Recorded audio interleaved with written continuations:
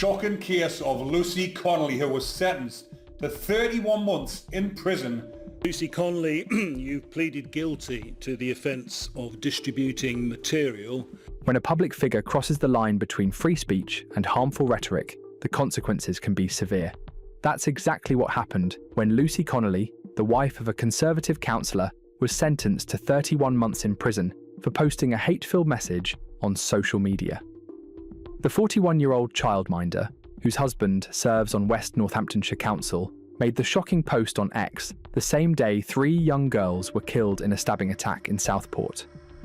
Her message, filled with swear words, called for mass deportation now, and even demanded hotels housing asylum seekers be burned down, and ended with, "If that makes me racist, so be it."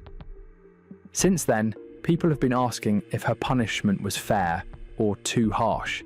At the same time, others are wondering if politics or race played a role in the court's decision. So, what really happened? Judge Melbourne Inman KC, who presided over the case at Birmingham Crown Court, stated that the prison sentence was meant to punish Connolly and deter others from spreading similar hate speech.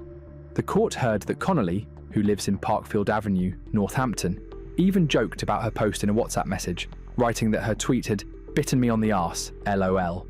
This careless attitude showed little remorse for her actions, which she later admitted were intended to stir up racial hatred. The prosecution, led by Naeem Valley, revealed that Connolly had planned to deceive authorities after being deregistered as a childminder. She bragged in messages about working on the sly during her notice period.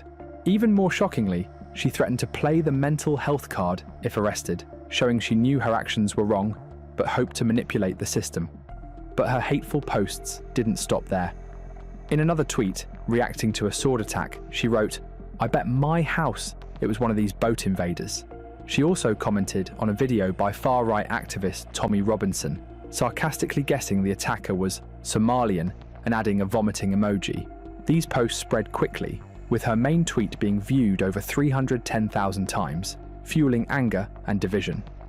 Despite her vile comments, Connolly's lawyer, Liam Muir, argued that she was different from other online hate mongers. He explained that she had suffered a personal tragedy, losing a child in horrific circumstances, and had been turned away by health services, leaving her emotionally unstable. Muir claimed she didn't expect violence to follow her post, and even tried to calm tensions afterward. However, Judge Inman rejected this excuse, stating that her words were intended to incite serious violence at a time when racial tensions were already high. He pointed out that her tweet contributed to real-world violence, including attacks on asylum seeker accommodations. During the hearing, Connolly appeared via video link from HMP Peterborough, wearing a blue short-sleeved top and showing little emotion. Her husband, Councillor Raymond Connolly, watched from the public gallery, likely embarrassed by the scandal. Detective Chief Superintendent Rich Tompkins, head of crime and justice at Northamptonshire Police, welcomed the sentencing. He stressed that hate crimes are taken seriously and urged victims to come forward. "No one should be targeted for who they are," he said, reinforcing the police's commitment to protecting vulnerable communities. This case is part of a worrying trend in the UK. According to Home Office data, hate crimes rose by 9% in 2022 to 2023, with over 145,000 incidents recorded. Race-related hate crimes made up 70% of these cases, showing how deep-seated prejudice remains a major problem. Social media has made hate speech spread faster. A 2023 report by Ofcom found that 1 in 5 UK adults had seen racist or extremist content online. Platforms like X, Facebook, and Telegram are often used by far-right groups to radicalise people and organise attacks. Connolly's case is a warning to others. Under the UK's Public Order Act and Communications Act, inciting racial hatred can lead to long prison sentences.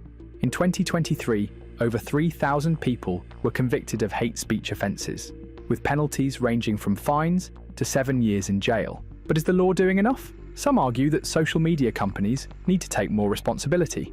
Despite moderation policies, racist posts often stay online for hours before being removed, plenty of time to cause harm. Lucy Connolly will serve at least 40% of her 31-month sentence, around 12 months, before being released on license. If she breaks the terms of her release, she could be sent back to prison. Her case sends a clear message. Hate speech has consequences. Whether online or in person, calling for violence against minorities is not free speech. It's a crime. While some may argue Connolly was just venting online, the real-world impact of her words cannot be ignored. Inflammatory rhetoric leads to real violence, as seen in attacks on asylum hotels and rising far-right extremism. Now it's your turn to speak up. Do you think Lucy Connolly's 31-month sentence was fair, or did it go too far? Let us know your thoughts in the comments below. See you in our next video. Until then, take care and thanks for watching.